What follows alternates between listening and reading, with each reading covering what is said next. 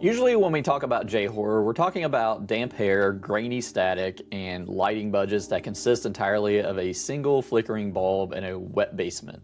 We expect grit, we expect darkness. But Dollhouse, this thing looks like it was shot inside an Apple store designed by a sociopath. It is sterile, it is clinically bright, and it uses that aggressive cleanliness to hide something genuinely rot-infested. Director Shinobu Yaguchi has taken the DNA of The Ring and The Grudge, stripped away the grime, and replaced it with a psychological sterility that feels entirely unique. It's a haunted doll movie that keeps you guessing. Is this a supernatural possession, or is it just the absolute worst way to handle PTSD? It's a long ride with a lot of twists. Some brilliant, some frustrating. So let's figure out if this polished nightmare is worth your time and money, or if it should have stayed in a toy chest. This setup here is heavy, and frankly, it starts in a place of profound discomfort before you even see a ghost. We focus on Yoshi Suzuki, played by Masami Nagasawa. After the tragic death of her daughter, Mei, Yoshi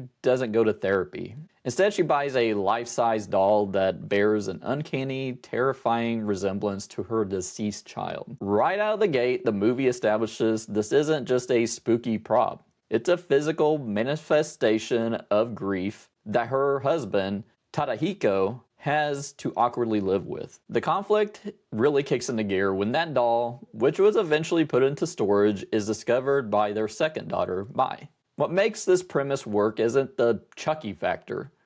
It's the domestic tension. You have a family trying to move forward, anchored down by this porcelain anchor from the past. The movie asks you to sit in the uncomfortable silence of a sterile home where a porcelain effigy of a dead child is treated like a member of the family. The stakes aren't just about whether the doll is going to kill them. It's about whether this family can survive the memory of the girl the doll represents. Let's talk about the look of this thing, because that is undeniably the hook. I mentioned earlier that Dollhouse feels clinical, and I want to double down on that. Most J-horror, and frankly most American horror right now, relies on the unseen.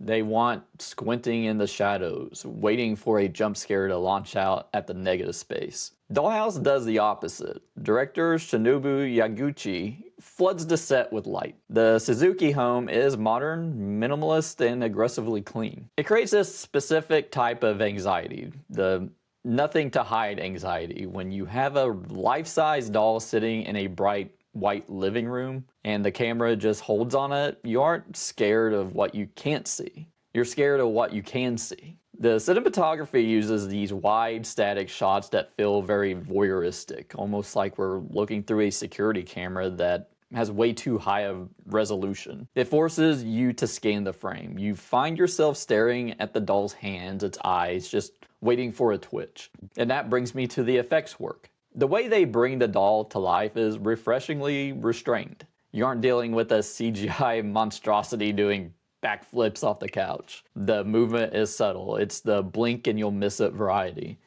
A head tilted 5 degrees to the left when you cut back to it. It respects the audience's intelligence enough to know that a doll simply existing in a space it shouldn't be is infinitely scarier than a doll running at you with a knife. There are moments, however, where the doll decides to stop being subtle and just absolutely goes for the throat. I won't spoil the specifics, but there are a couple of sequences involving the physical reality of the doll, how it interacts with the family, where I sat back and thought, okay, did they really go there? It's shocking, not because of gore, but because it violates the boundaries of grief. It takes the tragedy of the Suzuki family and twists it into something grotesque. It's effective, but it's going to make some people very uncomfortable. Now, around the midpoint, the movie shifts gears with the arrival of Kanda, played by Tetsushi Tanaka. He's the expert called in to deal with the haunting, and honestly, he saved the pacing for me. Usually, the spiritual expert character is grave, serious, and speaks in riddles. Kanda brings a strange, welcome levity to the proceedings. He's almost annoyed by the haunting. He brings a working class, let's get this job done energy that clashes beautifully with the high-strung emotional devastation of the family. He's easily my favorite part of the film because he grounded the supernatural elements. He treats the ghost like a plumbing issue, and that dry humor allows the audience to breathe for a second before the